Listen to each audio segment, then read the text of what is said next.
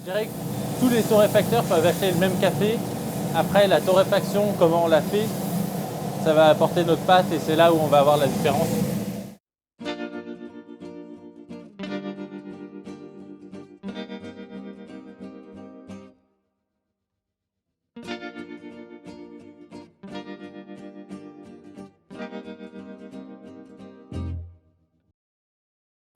En fait, de plus en plus, on travaille avec des courbes de torréfaction, mais c'est pour lisser toutes les productions. C'est pour avoir un résultat un peu équivalent entre chaque torréf. Ça permet d'avoir un résultat plus fiable, plus stable, mais en même temps, on perd ce côté artisanal et pâte de chaque personne qui torréfie. Nous, on travaille à l'ancienne, encore le café. Ça nous va bien, ça correspond aussi à ce qu'on veut faire.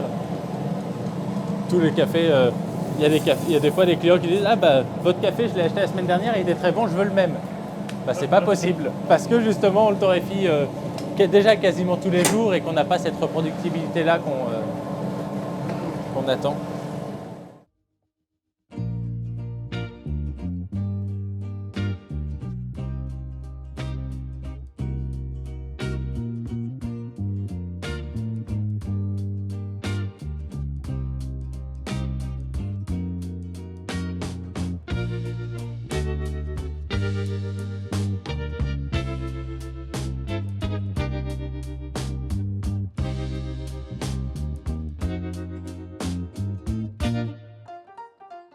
La brûlerie de Bernay, elle a été créée en 1982 et nous on joue beaucoup sur cette carte de on veut pas que ça ait bougé en l'espace de 40 ans, qu'on ait l'impression de franchir une boutique qui est là, qui n'a pas bougé, de retomber en enfance avec des produits qu'on avait à l'époque.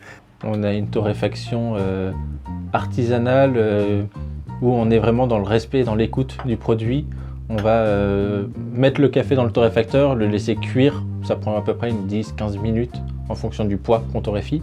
Et on va vraiment le faire à l'oreille, le café va craquer, on va se laisser guider à ce niveau-là, au niveau de l'oreille, au niveau de la couleur que le café va prendre, pour le sortir et pour juger si notre torréfaction est bien ou pas.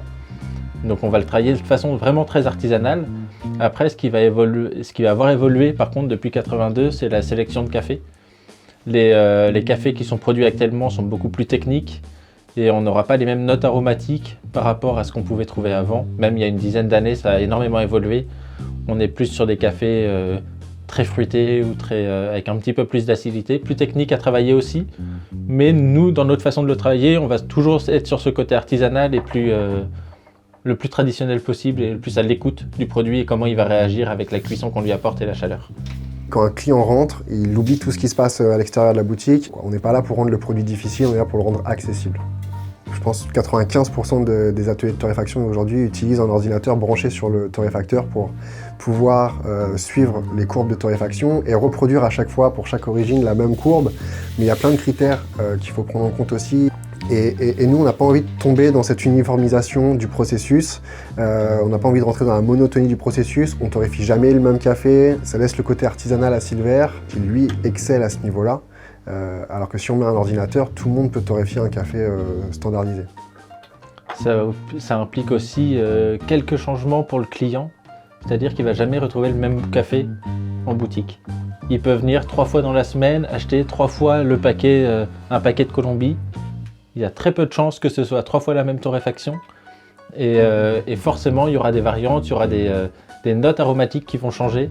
Le café sera un petit peu plus torréfié, un petit peu moins, plus sur des notes cacaotées, plus sur des notes de noisettes. On va vraiment l'orienter comme nous on le ressent sur le moment et comme le café nous parle. Et du coup, on ne va pas avoir le même résultat, même si on vient 3 ou 4 fois par semaine. Ça amène le client soit à avoir toujours son café régulier, prendre toujours le même café, mais le découvrir de façon différente. Ou sinon, on peut l'amener, nous, à justement ne pas se bloquer sur une seule référence ou sur un seul style de café, mais découvrir énormément d'origines, plus parce qu'il aime les cafés légers, du coup on va l'orienter vers une catégorie de café, mais à changer régulièrement les origines ou les provenances. Chaque torréf, on sait si elle est un petit peu plus poussée, un petit peu plus blonde, si on va chercher plus l'acidité cette semaine. Ou alors une semaine, on a même décidé de faire vraiment un italien, on a un mélange italien.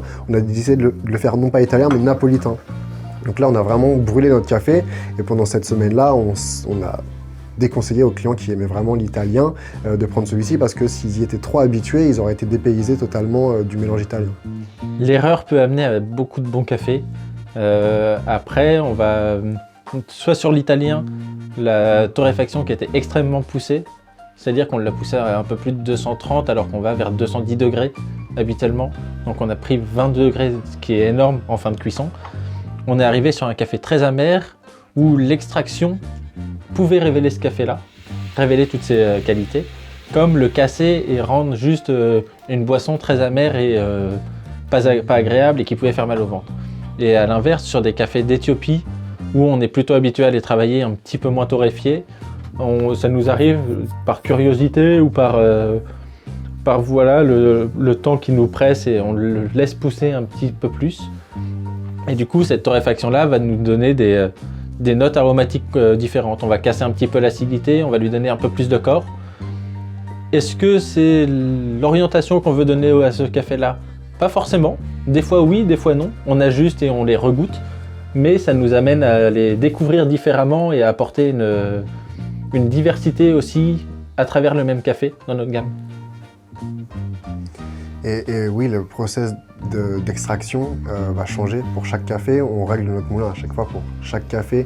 Le café du jour, à chaque fois, nécessite, et même selon l'humidité qu'on va avoir dans la journée et les conditions météo, le moulin ne va pas sortir le café de la même façon. Et donc, il faut être vraiment vigilant et goûter un tiers des cafés qu'on va extraire pour être sûr que l'extraction est bonne parce qu'elle évolue tout au long de la journée. Et on parlait du napolitain tout à l'heure, c'était un mode d'extraction qui était vraiment complètement différent, qu'on ne fait jamais, qui nécessite d'être extrait avec une granulométrie très fine, un peu plus dosée, que vraiment on ait vraiment un nectar de ce café qui puisse s'en écouler et que ce soit du goutte à goutte. Là on va chercher plutôt un effet queue de rat sur une extraction standard. Là vraiment du goutte à goutte pour avoir quelque chose avec beaucoup de corps et juste un fond de tasse pour pouvoir le boire de façon assez traditionnelle napolitaine. Vous êtes obligé de boire du café toute la journée. C'est terrible. Ouais, il y a des conditions de travail qui sont déplorables.